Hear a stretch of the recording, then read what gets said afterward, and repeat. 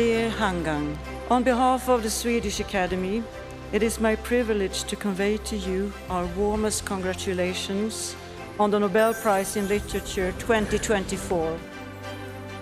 지난해 한국 작가 최초이자 아시아 여성 작가 최초로 노벨 문학상을 수상한 한강 작가.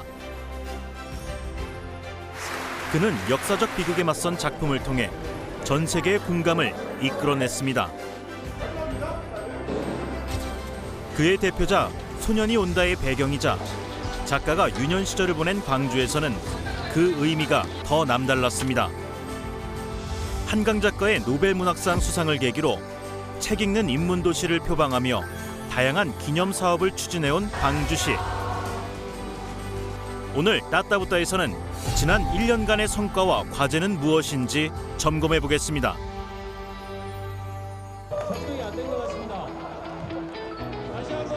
한강 작가의 노벨상 수상으로 문학의 성지로 각인된 광주. 이에 광주시는 책 읽는 도시를 새로운 도시 비전으로 내세웠습니다. 영복합 문학 컴플렉스 조성과 독립서점 활성화 대책, 그리고 26년에 광주에서 열리기로 되어 있는 전국 도서관 대회 개최 등에 대해서 재논의하고 추진해 가도록 하겠습니다. 한강 작가와 관련된 콘텐츠들이 인기를 끌자 광주시는 사업비 10억 원을 편성, 한강 작가의 거주지를 매입해 북카페를 만드는 골목길 문화사랑방 조성 사업을 진행해왔습니다. 하지만 지난 6월 시의회가 예산 전액을 삭감하며 사업이 전면 무산된 상황. 심의 절차를 무시한 예비비 사용이 문제였습니다. 4억 8천만 원을 들여서 이미 구매를 했던 나댓인데 이 구매하는 과정도 문제였죠.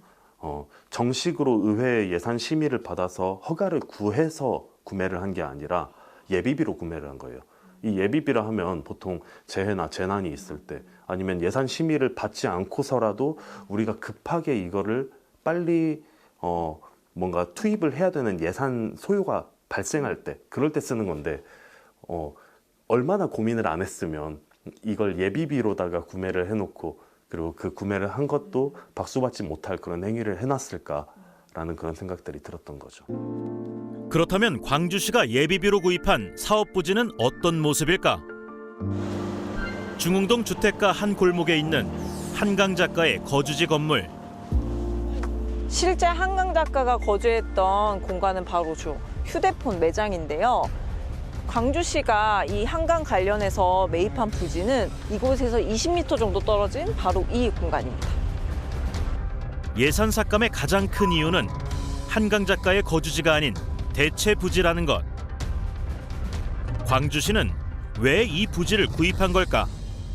당초에는 한강 작가가 거주했던 그 부지를 매입하려고 했지만 소유권하고 또 매입비 조정 등이 현실적으로 좀 어려움이 있었습니다. 저희가 이 대체 부지를 구입을 한 것은 한강 작가가 그래도 유년 시절에 중흥도에서 거주를 했고 거기서 초등학교 4학년까지 다녔고 또 소설 속 그 주인공인 동호 고 문지영 열사가 생활했던 부지였기 때문에 부지가 있었기 때문에 중흥동을 선택을 했습니다.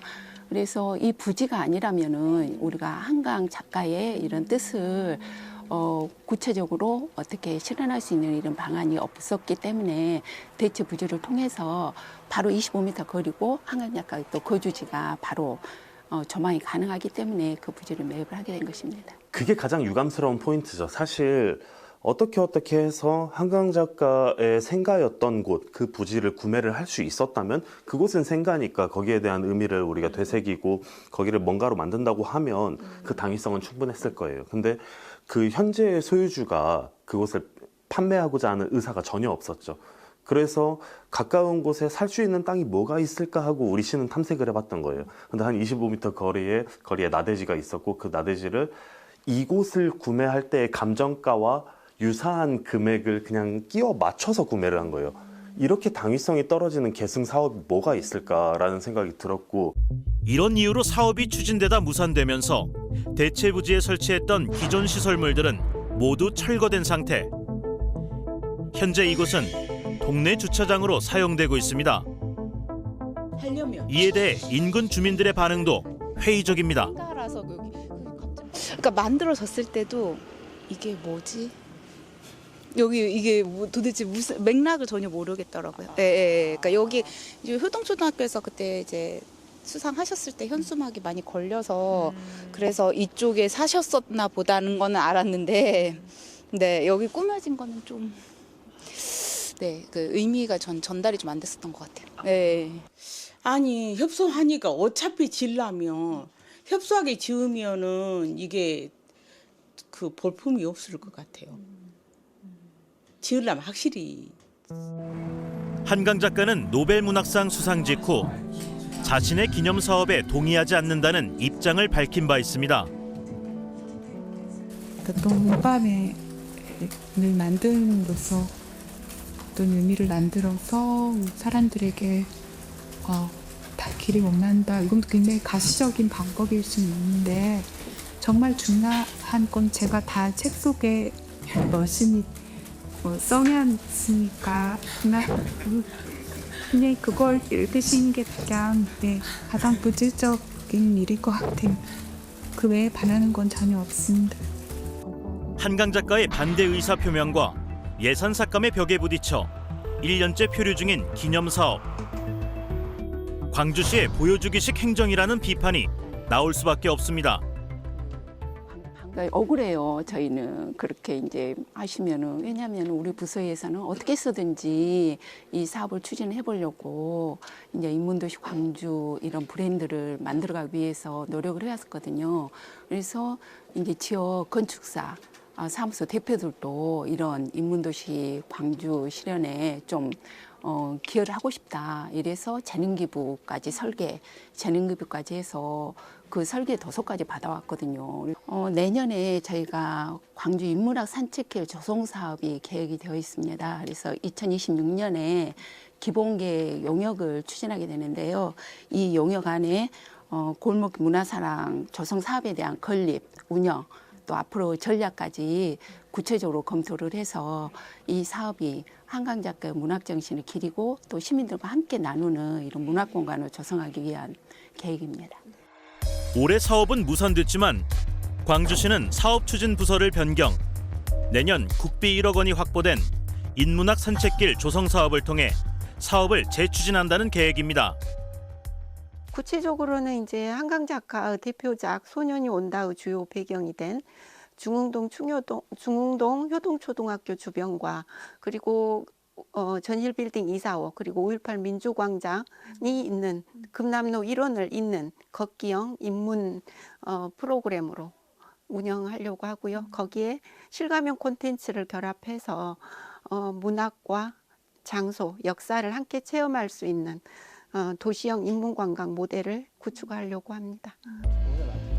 이런 광주시의 노력에도 불구하고 한강 작가의 노벨상 수상 기념 사업에 대한 회의적인 시선은 적지 않습니다.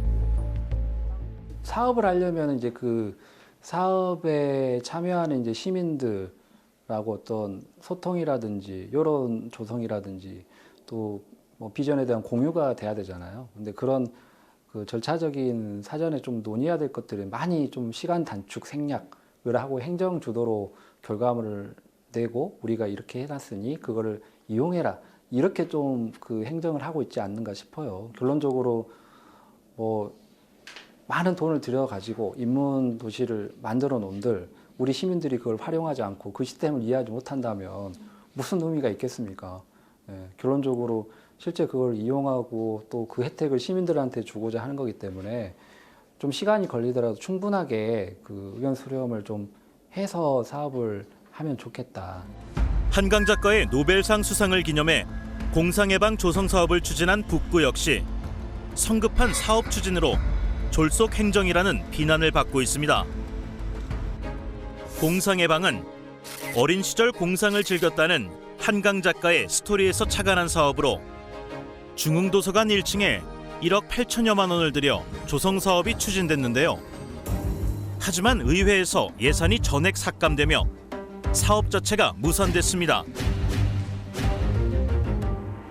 졸속 행정이라고 할 수밖에 없는 게 왜냐하면 저희 의회는 뭐 예산 심의 또 절차 과정을 거쳐야 함에도 불구하고 그게 전혀 저희에게는 뭐 이렇게 알려진 바가 없고, 그리고 또 위원회 조성에 있어서 위원회 구성도 어떻게 보면 주목구이식 위원회도 전혀 또 저희 의원님들도 들어가 있지도 않았고, 그 안에서 아이들이 과연 사색을 할 수 있는 공간이 어떻게 나올까 전혀 그림이 그려지지 않았고요. 무엇보다도 공감대를 좀 형성을 해야 되는 부분들이 있지 않습니까? 책 읽는 인문도시를 내세웠지만 결국 소통 없는 일방적인 사업 추진과 보여주기식 행정이라는 지적이 나오고 있습니다.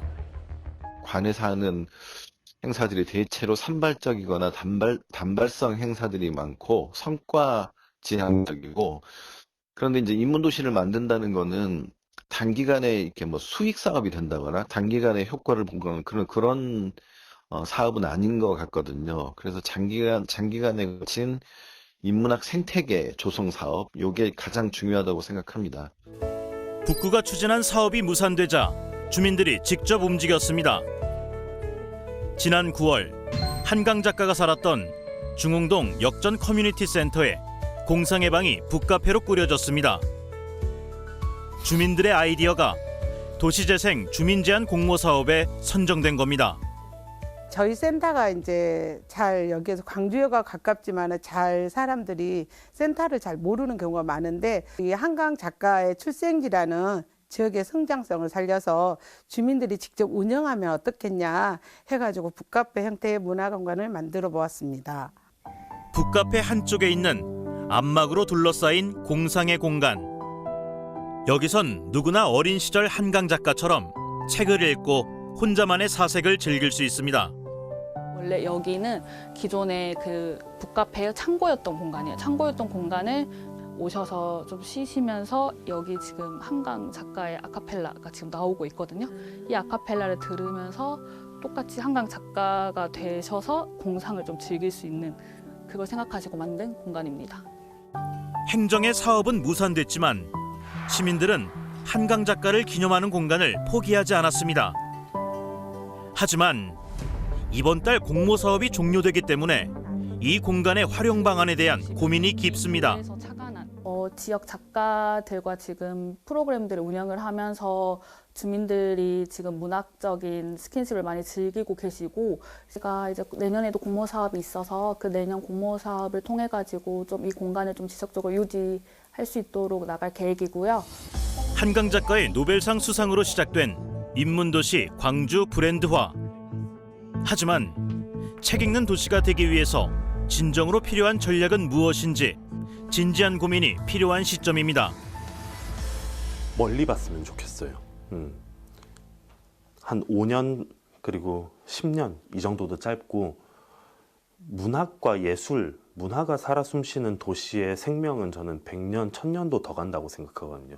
지금 당장은 광주에 이걸 만들어가지고 관광객이 얼마나 오고 이런 데이터상의 성과가 안 나올 수도 있겠지만, 혹은 이만큼 해서 우리는 얼마의 예산을 투입해서 광주를 이런 식으로 발전시켰습니다라는 결과물이 안 나올지언정 더 멀리 보고 후대에 기억될 수 있는 문학도시 광주를 만드는 데에 대한 근본적인 고민을 많이 한 그런 제안들, 정책들이 나왔으면 좋겠다. 기념관 대신 책을 많이 읽고 많이 사는 광주를 만들어달라는 작가의 바람처럼 책 읽는 도시 실현을 위해서는 일회성 행사가 아니라 독서 문화 정착 등 지속 가능한 전략 마련이 필요해 보입니다. 이를 통해 광주가 진정한 인문도시로 자리매김하길 기대합니다.